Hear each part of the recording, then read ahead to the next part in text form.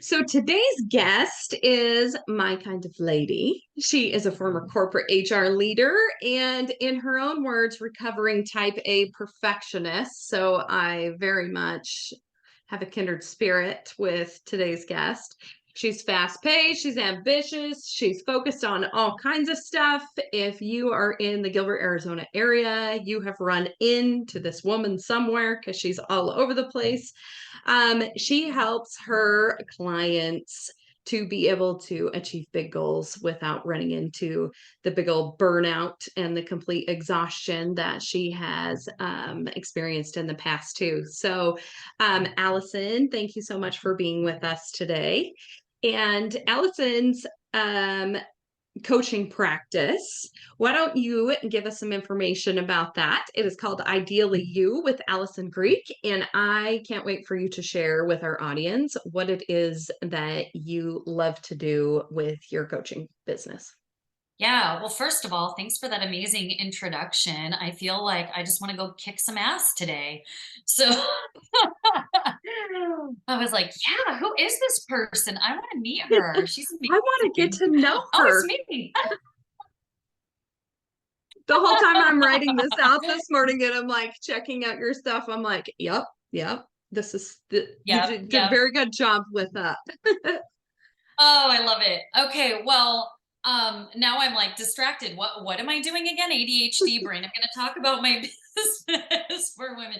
So, it's funny. I just love seeing women thrive, and I had struggled I wouldn't say I struggled, but early on in my corporate career and climbing the corporate ladder, I was very ambitious, wanted to go after things, and I found myself struggling with just I won't say balance in the concept. I think some people think of balance because it's not a time concept, but just keeping all the other aspects of my life on track and making sure I was taking care of myself.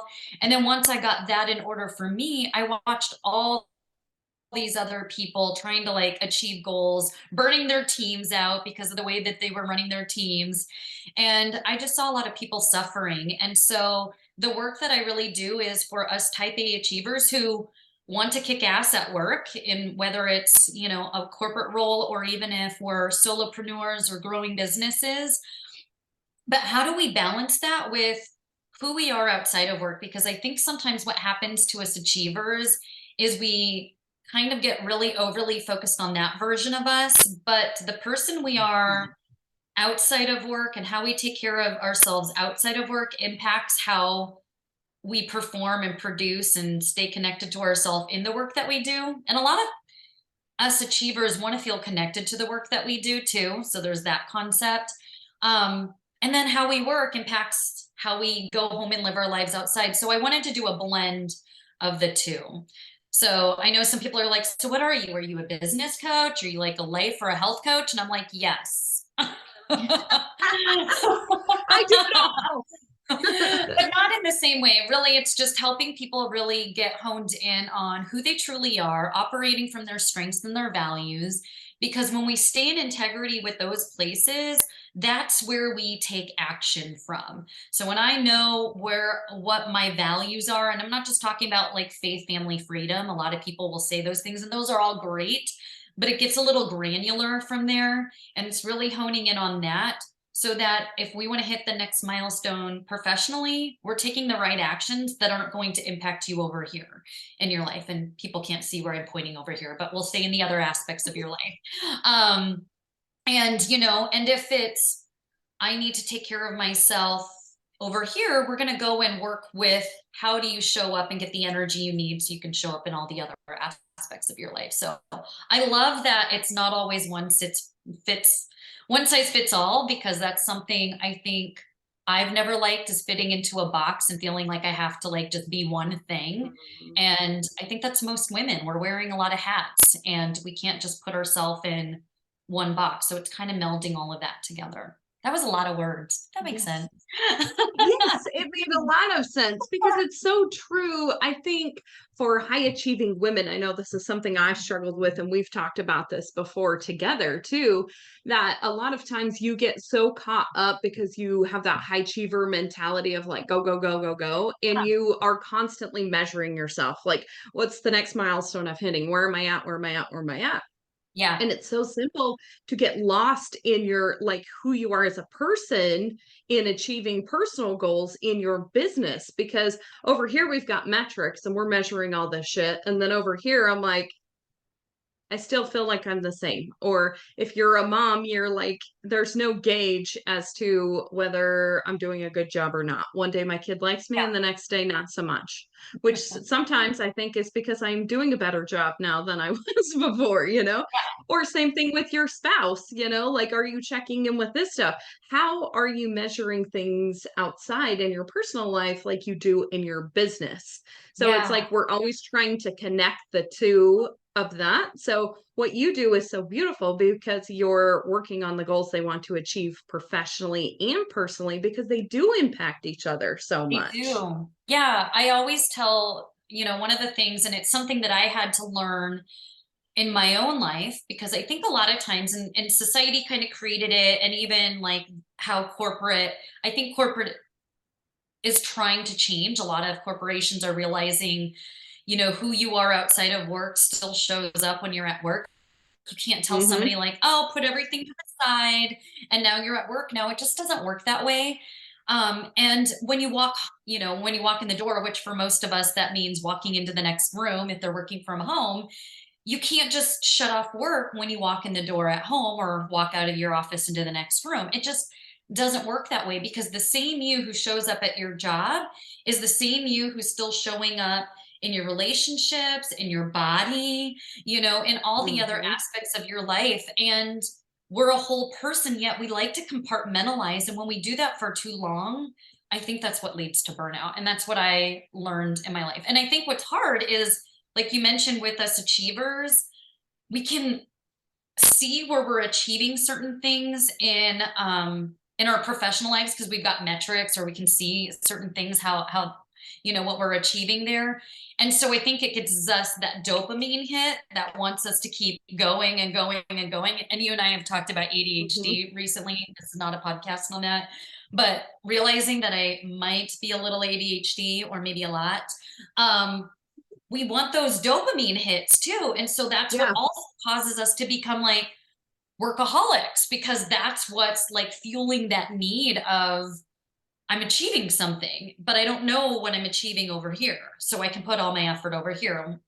But when we're not giving this the attention it needs, it's really going to start impacting us in the other areas. Absolutely. And I think too, when you are super into achieving stuff, when you're not getting shit done and you're just being still with yourself, or you're relaxing, like that's a hard place for me to live at in my mind, because it is an uncomfortable situation for me. Like, Yeah. cannot usually, like, my husband will want to watch football on Sundays, you know, he's like, come watch this game with me, and I'm like, it's like three Mwah. hours of sitting here. Like, what could I really be getting done in 3 hours? You know, like, he wants to spend time, and that's his time type of thing. And I'm thinking all the things I'm not getting done in this amount of Yes. time. So you can see where the burnout and stuff happens. But what would you say to people? Because I often get into conversations with my husband and my kids about this, is they'll say, there, you need to shut the switch off. Like, shut the switch off, you don't have to be working all the time. I love to be working, and I love being in that creative space, and the things that I do, like, that is my hobby, that is my passion, that is the thing that I like to do, is being creative. What do you say to people that are kind of in that mindset of like, well, I like being busy and doing all these things, and I don't feel like I'm ever going to hit this burnout thing. Like, it's scarier for me to not be doing than doing. Yeah. So I feel like there's a few things there. First is, I don't know. how easy it is to just turn off the switch. It's kind of like when I talked about like people used to think you can walk into the job, turn off the family stuff, that there's things that are going on in your personal life that are weighing on you. You're probably not always, sometimes it could impact the way you show up in your professional life and vice versa. If there's stuff that's going on there, you can't just walk home and like shut it off and not be thinking about this is the stuff that's going on. I do have tactics for what worked for me, but and I'll get to that in a second, but I think it's knowing when to stay there, because I think sometimes from a creative and sorry, I'm getting ADHD brain. One thing I want to say is I think especially for us achievers specifically, we do love the work. We do find value in it. And so we're some of the people that are like, I don't understand how you can just think about work all the time. Well, they're not driven, or they're not as into it. It's just not what drives them like it does us. So we're different. We Yeah. can't put ourselves in the same bucket as them. And I think that's especially for some of us solopreneurs, entrepreneurs, driven professionals, that is enjoyment for us. Like I love when I have friends that also are driven women and we can like talk about life. And then all of a sudden we're talking about business. I mean, I was literally just meeting with a friend a little bit before I got on this podcast with you. And we were talking about life, and then we moved into business and some things we can collaborate on together. And that brings me joy. That's just how I'm wired. So I think it's okay to accept that part of us and know which relationships will, I guess, cultivate that for us, if that makes sense. Mm-hmm. But I Mm-hmm. think this is where we need to know, like, this is kind of being connected to who we really are, which sometimes we can get so driven that we forget some of the other pieces. When people talk about well-being, a lot of times they're only talking about physical well-being. And Yeah. physical well-being, yes, is a portion. We need the physical energy to do the things that we want. It helps us, and we need the mental, emotional, we need the vocational, well-being. Am I being challenged in the way that I want to in the roles that I'm playing? There's so many different parts of us that make us who we are that we need to cultivate. And so for us as driven women, we can't just shut off some of those ideas. In fact, sometimes when those ideas are coming, I think we need to stay in that flow and allow us to Mm-hmm. like take advantage of that time. Because I don't know about you, but when I'm in an idea mode, I need to like keep that faucet running, because I can't just turn it on when I need it to. I can't be like, today I'm going to sit down and I'm going to think of all the ideas I want to, create. It just doesn't work that way. Then you So I won't have, have any. yeah, yeah. So it's like you almost have to monopolize some of that stuff. And I think we just have to know that's how we're driven. And some of the people, like my husband, I have to tell him, oh my gosh, I just had a thought. And then I pull out a thing and like write ideas or whatever it might be. And he has to just Mm-hmm. understand that's the way I'm wired. But I also learned, us driven women, we think, we'll call it doing nothing. Like if we're not busy, we're being lazy. It's like we're all or Yeah. nothing. I'm either busy or I'm lazy. And I see that so often with a lot of the women I work with and I connect with. And I used to be like that. And so what happens is we're constantly doing. So I can't sit down and watch a football game, although that's kind of boring anyway. So I'm with you. I would probably be doing something on the side too.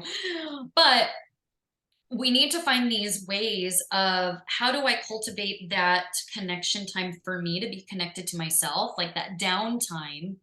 I heard on another podcast, no plans can be a plan. Ooh. I need And to put that in my calendar. No yeah, plans. no plans is a plan. And because what I learned, and I think us driven women is we stay so busy that sometimes it causes us to get disconnected from ourselves and some Yeah. of the other areas that are calling out for attention, whether that be creativity, whether that be the emotional connection that I really need.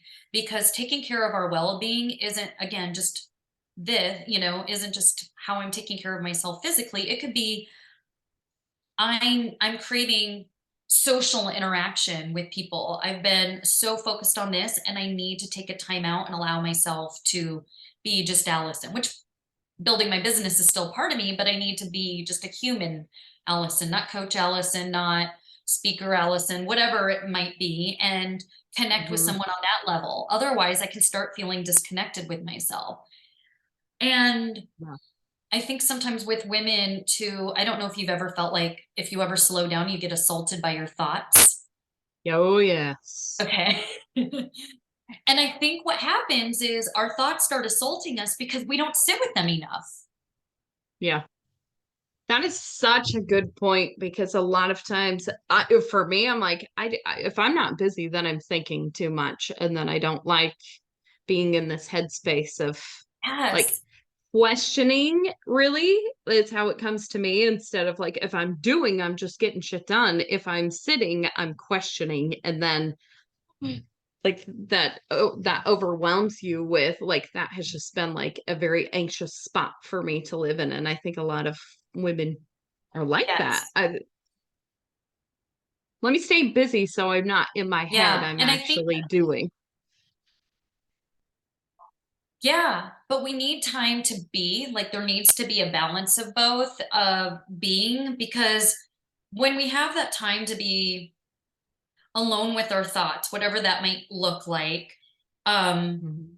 it lets us know if there's any trends that we're thinking. Sometimes it's the bullshit thoughts we're starting to think about, our, and maybe we just don't want to deal with them. So we're like, nope, I'm not even going to think about that. But those thoughts are coming up in for a reason. It's either we know to keep us safe, or it's because there's something underlying that it's trying to get our attention for. It's our body's way, our just deeper way of trying to communicate. It's kind of like our intuition. It's how we cultivate our intuition. And I think us achievers for so long, because we're constantly trying to achieve and do, we shut that off. And so that's sometimes where we're shutting down that part of ourself that we really learn how to communicate. It's not always fun, but you kind of have to Mhm. listen to that other part of you to see what's going on. It can kind of let you know when there's bells going off. And like, okay, I didn't realize that for whatever reason I took on that project, but this is talking to me about it in a certain way. Maybe it's because it wants me to do certain things and be more prepared for it or think of ideas. Maybe it's to say, I don't think this is the right thing. Um, you Right. can also, yeah, and it can also bring up just other things that are going on deeper within you if you allow yourself to sit with that for a moment, problem solve, all kinds of things. It's a great time to journal, Yeah. which I know a lot of achievers don't like to journal either. Oh, yes. You know what though? That is like one of the things that I've been trying super hard. Like I give myself a time in the morning to journal. And I think what I struggled with that is I would sit there and be like, well, what the hell am I supposed to write about? Yeah, You know, like I need dear something diary. to do this. Yeah. Kidding. Dear diary. To me, journaling was always like just sitting there bitching about how your day went or something, you know? Yes. Like we get this old like in the time that we grew up was like this is where you tell all your deep dark secrets, you know? Like Yes. there's such a huge outlet of, even just clearing your mind first thing in the morning. Sometimes we'll wake up as high achievers being like, my to-do list is this friggin' long, and you're automatically like jumping out of bed doing this, Yes. but to sit down and organize yourself and even get some of that stuff off of your mind that was bothering you that you may have slept with or woke up with all night long, to be able to put it down on paper and just get it out helps you kind of get your day organized too. So I love the journal. Yeah. I'm learning to love the journaling thing. So I think it's a really powerful tool that as achievers, you can get a little bit more organized with yourself and your thoughts and everything that's going on so that you don't come home at the end of the day and be like, oh my God, I'm so busy, but Yeah. It's I funny didn't that you do bring anything. that up because I wasn't a journaler. Now I'm a big proponent of it. And when I really became more of a journaler, and at the time it was like getting my thoughts out because honestly at this point in time when I first started, my life was a little bit of a mess. I was going through my divorce, and Hmm. gosh, what was that? Was that 9 or 10 years ago now? 10 years ago? I can't remember. Um, and, and so it was just my way of just processing some stuff that was going on. And then I just kind of kept that as a process, because then I got to see themes. It also helped me naturally because I'm a natural problem solver, but if I can figure out what the problem is, I can reverse engineer it if I'm honest with myself. And I think that's the problem is Mhm. sometimes we don't give ourselves enough time to get honest enough about what it is that's really there. And I think I had that fear of, what the journaling or diary process was before. Like, I'm going to write this and somebody's going to read this and, Yeah. all these weird things. But eventually I had to just get out of it and just write anything as messy as it was, even if it just didn't make sense. And eventually sometimes it was a lot of writing, but I also kept the process into, my professional days. And now I use it as a way because I would go to bed and all the thoughts of the things that had gone on for the day or the ideas I had or the things I was thinking about that I needed to do the next day were like, I couldn't just shut my brain off when I would go to sleep. And so journaling was a way for me to get out any of those thoughts, even if it was like, this is what I need to do tomorrow, just to get that out of my brain. My brain just needed to dump, even if it looked Yeah. like a to-do list. And so now that's kind of the way I journal. I journal a lot of different ways, but something I tell my clients, especially my achievers, is at the end of the day, if it's sometimes hard for you to go to sleep, here's a few things you can do at the very end of the day to try to turn it off. And it's journal about things that went well that day or that you're grateful for that day. So just some top things. It could even be, I saw my friend at the coffee shop and I said hi. It doesn't matter how big or small, because sometimes us achievers think it has to be something huge. Then it goes Yeah. into, what are the things that I'm still wanting to bring into my life? Because there's always those things, like maybe it's, I've got a meeting tomorrow and I want it to go really well, and Mhm. so I'm a person of faith, so I might write mine out as like a prayer. Someone else just might put it out as like they're asking it to the universe or whatever it might be, but they're just Sure. putting it out. So I think we need to be intentional on what is it that I want more of in my life. If we don't put it out there, how do I bring it in? And then Yeah. I go to I'm thinking about what my to-do list is. So my next is, what are my top priorities for tomorrow? Which sounds Yeah. weird, writing about it when I'm in bed, but I'm a type A recovering. So I'm already thinking about that. And it kind of reminds me of, these are your top priorities. So I know what I'm focused on, even though it's already in my planner. I already know, but it's me reminding myself that. And then the last thing I do is, what am I looking forward to? And then that way I Oh, always that's think, a good one. and then I feel like it's kind of complete unless there's anything else I want to continue to write about. So those are just easy things for people that don't know what to do, but maybe they go to bed and feel like their thoughts are like, I'm thinking of all the things that they need to do. It's a good way to just get that out, but end it on a good Thank note. Yes, thank you for sharing all of those because it is huge. And a large portion of the audience that listens to this podcast are people that are entrepreneurs. They have a business, they're wearing 17,000 hats, so they Right. are everything. So, like, I find myself sometimes having like, okay, so for my installation side of the business, this is my to-do list. It's this big. And then on the marketing side of stuff, my to-do list is this big and then this Yep. big. And you're like, holy shit, there's only so much time in the day to get these things Right. done.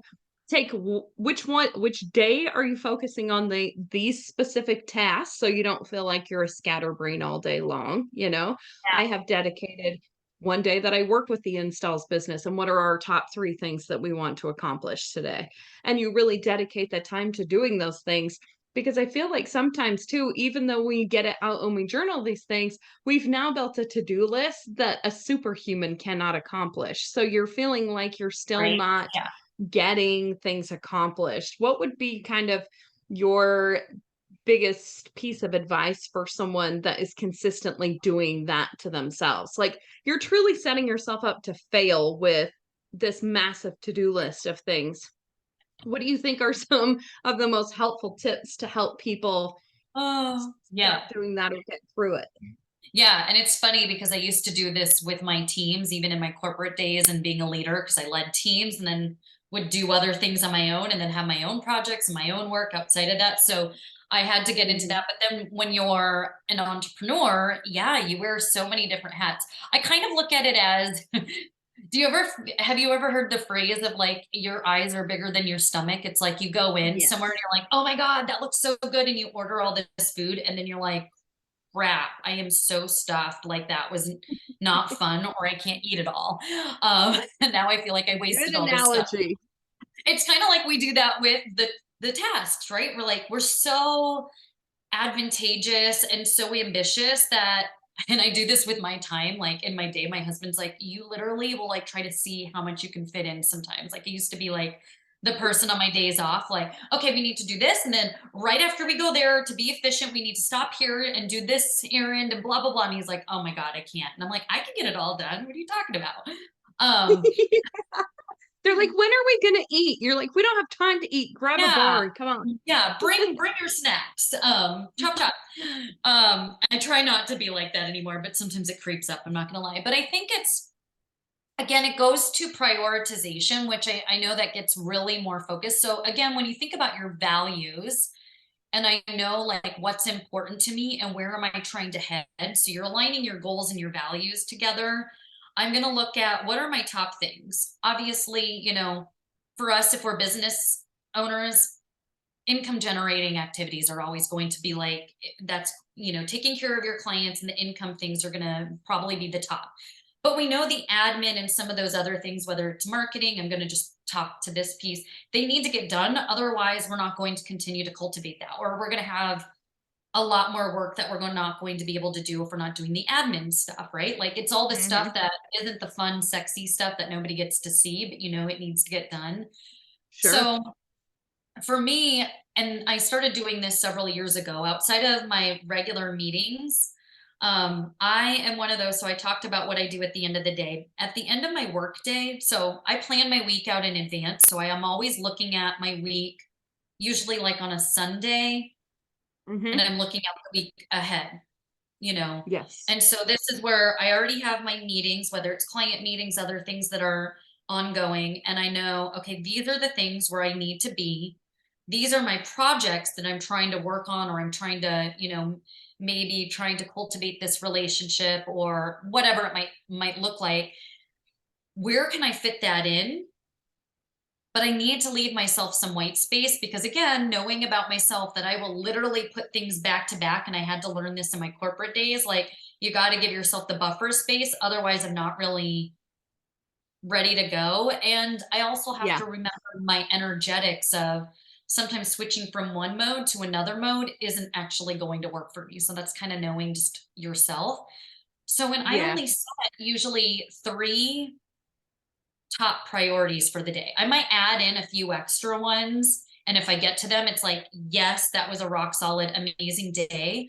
But what are the top three things that if I get them done, especially what's the most important that I need to absolutely do? And I'm not going to shut it down until that one thing is done, because I don't want to continue to add it to the next day. What's that most important thing? Here's my three top priorities. And then here's the other things, because I'm only one person. I can only do so much. And I started that back in my corporate days. And Yeah. that's what I would focus on. And I was actually more productive without working more hours, and it felt better. Yeah, maybe I Yeah. didn't get the dopamine hit of like checking all these things off, but at least I gave myself the space and felt like I was actually focusing on the most important tasks. I hope I answered your question. Like, Yeah, absolutely. Absolutely. I think that really falls into my next question of, the productivity is like such a buzzword too, like efficiency and productivity and all and we of love it. Yeah. everything put together, which makes my organizational soul happy and in the same spot. You're kind of like, are we getting it all done? Anxiety. What would be Yeah. one of your favorite productivity hacks that you would share for entrepreneurial women? Oh my gosh, just one. I think it was what I was just sharing, is one of the biggest things that I started doing in my corporate days when I was leading teams that were all throughout the country. Um, and some of the big things that I was involved with was knowing what I had in advance. So I started the week planning out my week, and I did not end. The last thing I did at the very end of the day was plan for my next day. So I felt like I didn't like the feeling of, shit, what am I going to come into tomorrow? Like that Yeah. whenever I log onto my Yep. computer, because I had teams and, that were remote all over. So what are they going to need? Not that that couldn't still happen, but I felt like I already had my priorities. But if I needed to juggle them because shit hit the fan, or you know, I had to put out fire drills and I needed to juggle things, I had the ability to do that and knew it wasn't going to completely sideline me. So I kind of knew that, but I also knew, okay, we can still focus on that top priority. I never, um, but I felt like always looking, planning, and setting up my day the following day, the night before. And that was even for things like if I'm going to work out in the morning, I already had my clothes set out the night before. So it was one less decision I needed to make at the beginning of the Yep. day. I don't want to start my day having to decide what I need to do. Reduce, I think even Steve Jobs, like he wore the same outfit all the time because it reduced the amount of decisions he needed to make. I know I was making so many decisions day in, day out. I needed to lessen the amount of decisions I needed to show up and make at that point in time, Hmm. and I kind of already knew where I was going into. So those, I think it was like planning for the next day the night before is one of my biggest ones. And then that buffer space. I know that sounds crazy, but I would literally I would always think to myself, under promise, over deliver. Don't over promise, under deliver. And I think sometimes us achievers do the opposite. Like we think we can do so much. And so we Hmm. put so much on our plate to either it's going to run us ragged, and now I am feeling like crap myself and I just couldn't operate that way anymore. And so I looked at they're going to get the best of me if I really look at that. So maybe they want to be on my calendar tomorrow. And if it's important enough, I might need to rearrange things, but that's where I get to decide, what's truly an emergency or not. But I am giving myself the space to work through whatever it is that I'm helping my team out, myself out, my projects. And they may need to wait 2 more days, but they're going to get the best of me and we're going to get shit done a lot faster than if you got me that day and then you had to wait for me to like find the Sure. space to work through whatever it was. So I think that's, again, Yes. I think planning for me goes not just in the week, but the night before has always been my hack. So if I was working in the office, it was making my lunches and everything the night before, having all that ready, everything that I could do to just grab stuff and get out the door, to get to my Yeah. desk and look and go, this is what I've got and I'm ready to go. Yes. Preparation is key to everything, I think, from, not hitting that you feel like I'm gonna get so much stuff done. And then I love what I just want to stop for a minute and kind of focus on what you were saying with like over promising and under delivering. This is something I have struggled with my entire life, because if you're also the way that we are also people pleasers, and you want to get all of Mhm. this, get all the shit done and not let anybody down, and make sure you're being a rock star 24 hours a day. So you say, I'll do it. I'll get it done. I'll have it done by tomorrow. And then I find myself at 3 o'clock in the morning sitting at my desk still trying to Yeah. work on things to make sure that everything is done before tomorrow. And then Yeah. when you get done with it, you're like, well, that looks like shit because I was up at 3 o'clock in the morning working on this stuff. So Yeah. that is something that I know a lot of women in this industry struggle with, because they're trying to wear all the Yeah. hats. They're the internal office people, or they're out in the field and they're in charge of all of these things. How would you encourage them to ask for help so that they're not trying to take on all of those things? Yeah.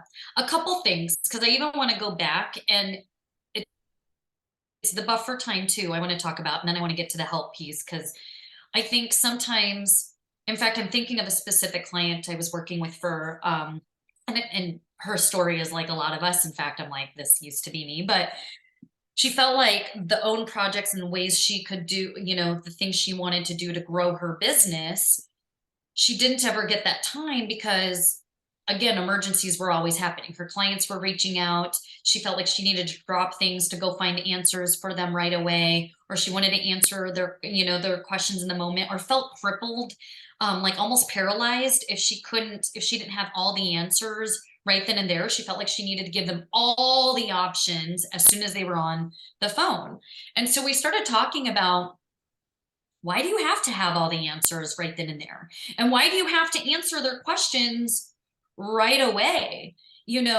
Like we Yeah. don't expect everybody to do that for us. And so what could you do realistically to get back to them in a timely manner, but in a way where you're not now scrapping the rest of your day because you had this one client reach out to you and ask you this question, and now you feel like you got nothing else done because you were running around trying to get this one thing done.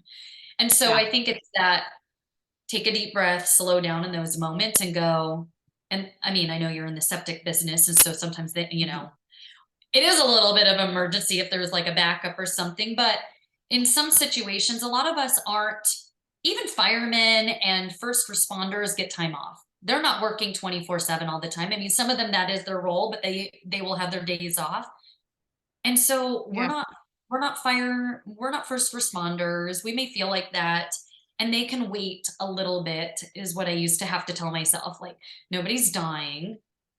And even if they Yeah. were, I am not the person to life save them right now. I'm Yeah. not the surgeon, I'm not the doctor, I'm not, whoever is the true emergency response team to take care of them. I think when I started recognizing that about myself and realizing I can wait and they will get much better answers, like, and I remember us doing that with this one client. This was just recently, and she was like, "Oh my god, I used to think I needed to have all the answers. I could say, "Hey, Mhm. you know what? I'm going to look at a couple options for you. Let me get back to you by either end of day or by tomorrow end of day. Are you good with that?" And then we can talk through options. Yeah, you answer their question. They know they're going to be helped. They know the timeline. You gave yourself the space you need. So I think again, it's knowing your limitations. And second of all, once you know your limitations, you know when to ask for help. But when you don't know what your limitations or your boundaries are, you don't know when and where to raise your hand. So I think that's Sure. kind of like where it starts. And I think it happens at different points of when you need help, because I think, kind of, I know I'm not like fully answering the question quite yet. I think what happens to some of us achievers, especially if we work, whether we work for ourselves or work for other people, we're worried that that moment that we raise our hand, now you're going to think I can't handle things in the future. I think there's that stigma for Yes. some of us women, that we're worried that you're not going to think I can handle things in the future. And Mm. that's not what it means. What it means, and we have to like change that stigma both in how we may think about it from when others raise their right, the white flag, and ourselves, is no, we just hit our limit in that particular moment. We all have a limit. And we have Yeah. to, again, know and recognize when we're at that, and just know then, okay, what is it that I truly have capacity for? And so I think that's knowing then, okay, if I look at all of these things that I have on my plate, where is it that I need somebody to step in with me at? Or is it, I know we've talked about, even from a coaching perspective, like, how do I recognize maybe even where I need it or not, or how can I blend it better so I'm handling these things in a better way? Whatever it might be, if you're not sure on where you need the help, then you need somebody who can sit down and go, these are all the things that I've got going on. I'm struggling with keeping up with it. What would you say? Or, like, how do we juggle it? That's what I used to do with my teams. Let's look at what you got, and I'll know how to like help you. But otherwise, it needs to be, what are your most pressing things? What do you absolutely need to do? What's really not that important, but you're just like, and that's, and that comes with time when we know. Mhm. So I know, and I'm not like specifically saying it, but I think it just takes time to cultivate what's pressing and what's not, because when we're in that point, we think everything's important. We think everything's an emergency. We Sure. think everything needs to be responded to right away. And when you don't give yourself a true timeout to look at it and go, okay, really, what is? And maybe that's where I need to raise my flag and go, I need somebody else who has a neutral perspective that can help me determine what's priority and not, so that I can like come up for air a little bit. Yes. Yes, yes, yes. Coming up for air is a good thing to do, or else you do hit that burnout spot in there. Um, Another thing that I find very interesting, and we've had conversations about this too, and what I love so much about chatting with you and getting to know you is, do you find, I think lot of women, just turning to a more personal side of things here, find that as they start an entrepreneurial journey, or they're really invested in a business as like, yeah, co-owner or something like that, that their friendships and the relationships that they have, they change, they evolve. These people that you used to just go, used to be your shopping buddies or your happy hour friends or something like this, you have now you've got other responsibilities, and your business is taking on a whole new look. And do you find that your friendships that you have with your women friends have evolved into more friendships that are business related, that you're kind of learning to commingle those two things together? Yeah, I love this question. And I also, let's just get real and to the point. Do you find that some of your friends change or even drop off, or you don't even feel like you have the same connection with them once you go on that journey? Yes, yes, and yes. Absolutely. Um, I was like, I'll just say what maybe some people might be thinking, and it's hard. Mm. And here's why I think it happens, because in any change journey, it doesn't matter whether it's you're pursuing something professionally. Let's say you're going through a weight loss journey and you're changing parts about you and the things that you do. You're changing part of your identity now. And it's Yeah. already something that you're trying to come to terms with because you're becoming somebody that you haven't been before.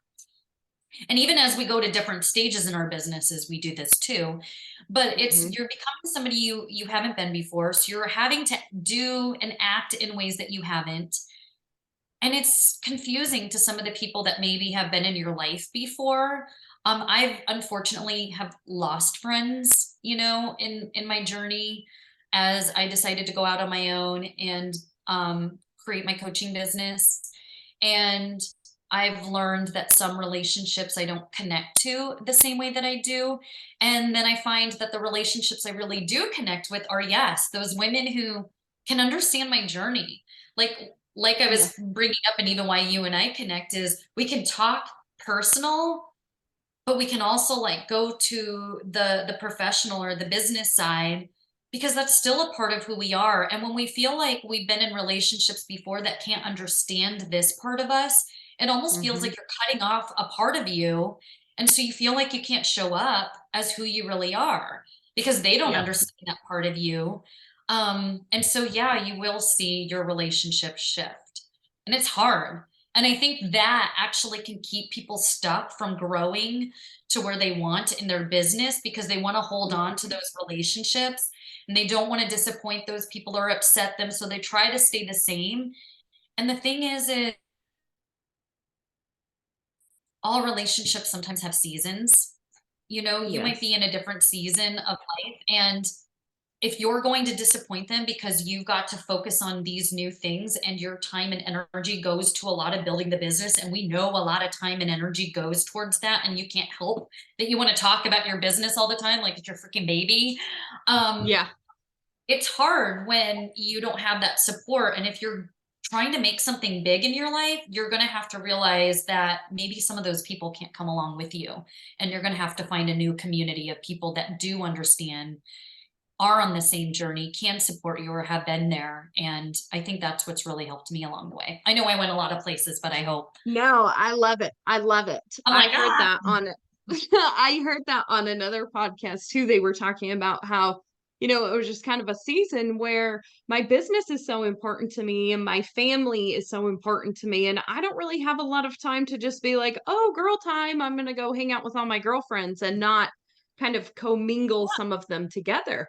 So they were talking about like the adjustment of that and how it is almost a taboo thing for women to be able to say, like, I've kind of outgrown this group of friends, or I can't authentically show up as this person I'm becoming with my old high school buddies, that are still my friends and I love them dearly, but we don't have a lot of life in common. So yeah, it's very interesting. And I think, thank you for talking about that and just being real with it, because I think more women need to be able to say, we don't want to hurt people's feelings and we don't want to, we're we always don't do very it like, intentionally. Yeah. in tune of like, well, if I don't do this or this, and we often find ourselves doing shit that we don't necessarily want to do, or places that we want to be in, or even relationships for that matter, but we don't want to hurt somebody's feelings by not being in there. I think really being okay with showing up as your new evolving authentic self, you attract a new set of people that will become a new group of girlfriends for you, which is something Yes.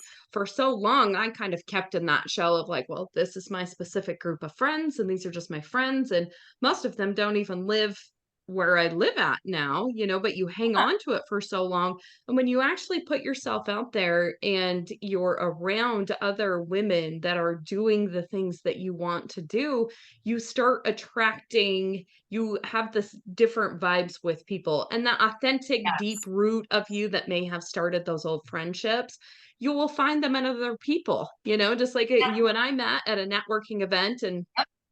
my stuff is always like something funny about shit or something, and you went right before me and said shit, and I was like, I like her. I There like she her. is. And I know that that was a mutual thing that came back and forth between both of us because we're pretty small town girls and we've lived some similar life experiences. And you don't even know anything about that if it's just if you keep it at a very professional level with things too. So I Yeah. love that you're able to have that conversation and be really real about that it's gonna evolve, and all these relationships evolve, and I think that sometimes we limit our own potential by trying to keep people around us happy.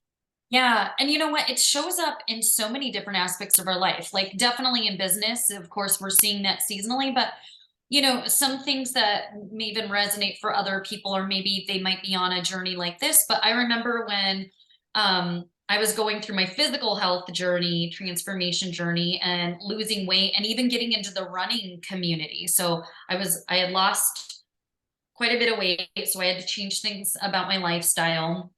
And then I found myself really getting into running. I don't run now, so that community has definitely changed. But in order for me to stay as that person, so again, I was moving into a new identity of me that I wanted to be. I wanted to be this fit person. I wanted to be this healthy person.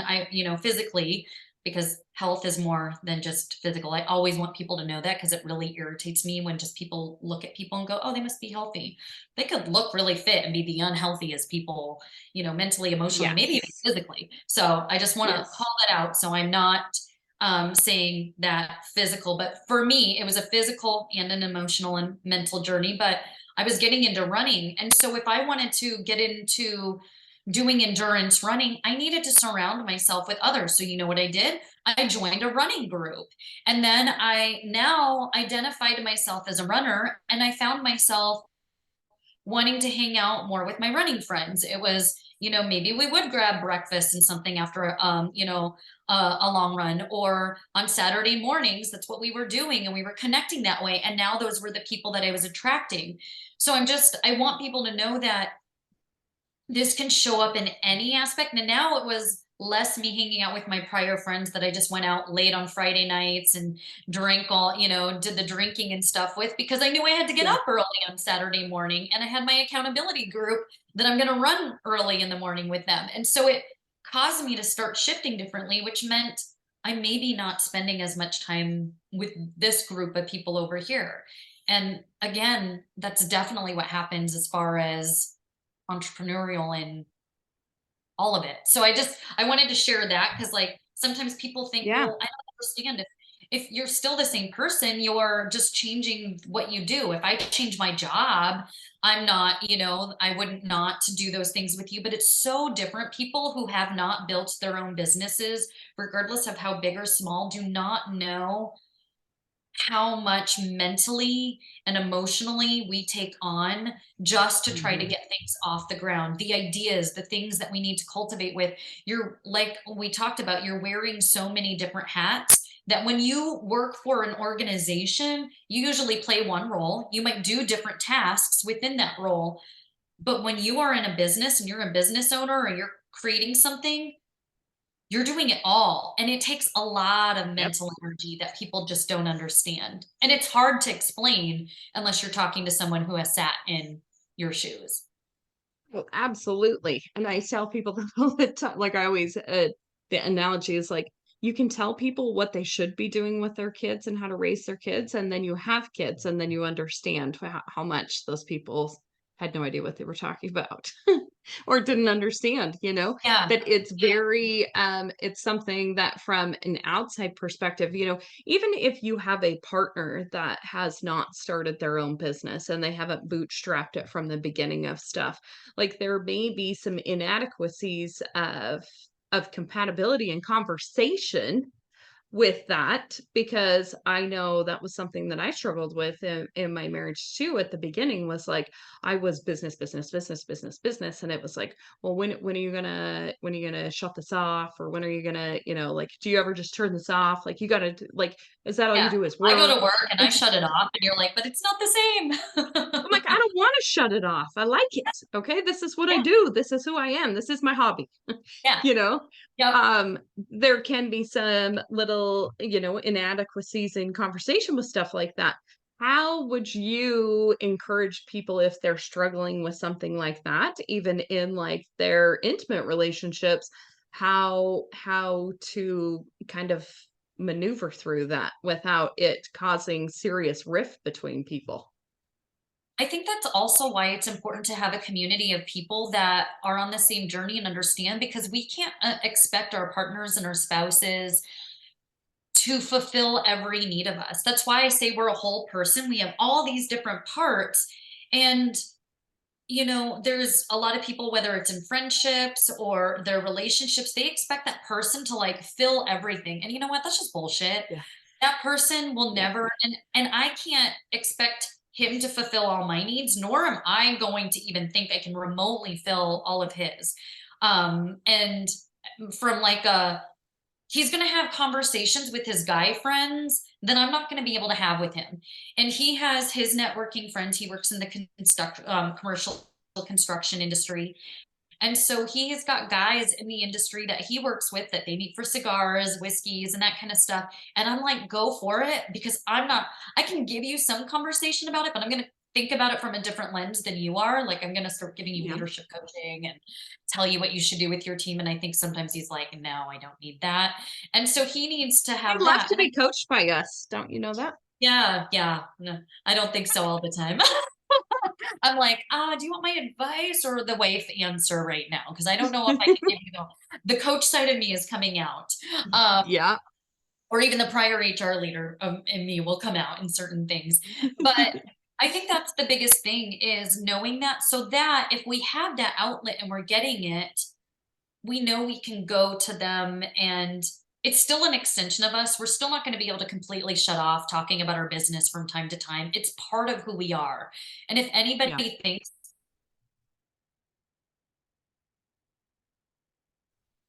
and cut that, sorry, did I cut out? Yeah. And cut that part off of us, it's like expecting us to walk in and like cut our arm off and only like my torso is going to come in. Like, it's just not Yeah. what we can do.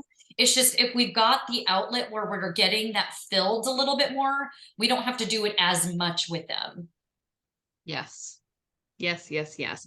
And I think that it's just at the beginning what you said with that. Like they're not going to be your everything that you need. And that I think that's what the expectation is with a lot of people, so they feel let down when they're not that person. If your other half isn't in business, then find a business crew that you talk about business stuff with. Yeah. Obviously you're still going to talk about it at some point, but they're not going to understand the pain points or things that you may be struggling and stressing about if it's not something that they have to do in their work journey every single day. So I have definitely very much learned to do that Yeah. as well. Like, plus that can bring all kinds of extra interesting conversations you don't want to have. Yeah. It'd be like trying to talk to them about girly gynecological, whatever. I can't even say the word right now, with our husbands, and have them understand. And they will never understand that. And so you're going to Yeah, talk to a gynecologist, or another woman might understand some of the issues that you're going on. sure. I'm in my Yeah. early 40s now, so I'm hitting perimenopause. I can talk about perimenopause with my husband, but he doesn't understand. But if I talk to another woman who's like, oh my God, I totally get it, Yeah. it's the same thing. So Yep. Very much so. Well, thank you so much. Today has been so much fun having conversations with you. I love chatting with you always. Oh. Why and don't you share with us good places where everyone can find you, stuff that you may have going on. And then we'll of course link everything in the show notes here so it makes it nice and easy for everybody to find you. But what do you have going on? Yeah. So actually, in the next couple of weeks, I am going to be offering free coaching intro calls. So if you're a woman who wants to really get shit done in your business without burning yourself out and losing the personal parts of you, so operating from your values, but you're not sure quite how to do that, I would love to chat with you. So I'll be offering some free intro sessions there, and you can sign up and take advantage of one of those. And you can find me on Instagram. It's Allison Greek, Allison Greek, like I'm from Greece. Or you can go to my website, AllisonGreek.com. Excellent. And follow her Instagram because so many of the little tidbits that you come up with are like, oh, I needed that today. So keep doing those. So they're Yeah. very effective for many of us. Yeah. Sometimes And a it's lot of that one times, little something just needed to hear today. yeah. And even if, you're like, okay, I want to follow you, but I don't want to join, I don't want to sign up for a call. I just want to know what you're more about. Go on to my Instagram and sign up to get on my weekly newsletter because I'll send things that I don't always put on my Instagram. So those go directly, or if I'm ever offering any opportunities or free guides that they get to take advantage of, they get to take advantage of all of that. So they can do that directly in the link in my bio on Instagram. Excellent, excellent. So, one last question in closing that I always ask everybody Ooh. on the podcast. So, Ladies Kicking Ass is all about building a community of unique, kick ass women who are intentionally helping other women to get to their bigger goals. So, in your words, what does the phrase Ladies Kicking Ass mean to you? Uh, I could say so many things, but I think the first things that come to me are women who are living their own definition of success. They're not having others tell them what they need to do, who they need to be, and they're really just owning who they are and going out and making it happen. They're really clear on this is what I want. I don't need permission to ask for it. I'm able to go and make it happen on my own. And once you know that and you know your why, you figure out the how. And that's really, I feel like women who are kicking ass just make things happen. And it's because they're really grounded in who they are. Couldn't agree with you more. I love that.